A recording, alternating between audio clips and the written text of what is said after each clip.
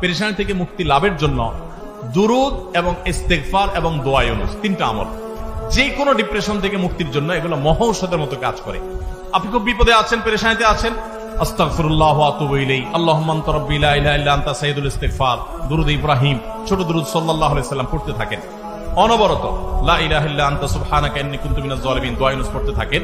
আল্লাহ সুবহানাহু ওয়া তাআলা বলেছেন ওয়া কাযালিকা নুনজিল মুমিনিন, ইউনুস আলাইহিস সালামকে যেভাবে এই দোয়ার মাধ্যমে আল্লাহ রক্ষা করেছেন, ঠিক একই ভাবে ঈমানদারদেরকে আল্লাহ তাআলা রক্ষা করবেন দোয়া ইউনুসের মাধ্যমে ইনশাআল্লাহ। একটা স্পেশাল দোয়া আছে পেরেশানি থেকে মুক্তির জন্য, নবী সাল্লাল্লাহু আলাইহি ওয়াসাল্লাম পড়তেন। দোয়াটা হলো আল্লাহুম্মা ইন্নী আউযু বিকা মিনাল হাম্মি ওয়াল হাযান ওয়া আউযু বিকা মিনাল আজজি ওয়াল কাসাল ওয়া আউযু বিকা মিন গালাবাতিদ দাইনি ওয়া কাহরির রিজাল। আল্লাহ আপনার কাছে পেরেশানি থেকে, ডিপ্রেশন থেকে, চিন্তা থেকে, দুশ্চিন্তা থেকে আপনার কাছে পানা চাই, মুক্তি চাই। আল্লাহ তাআলা আপনার অন্তরকে প্রশান্ত করবেন ইনশাআল্লাহ।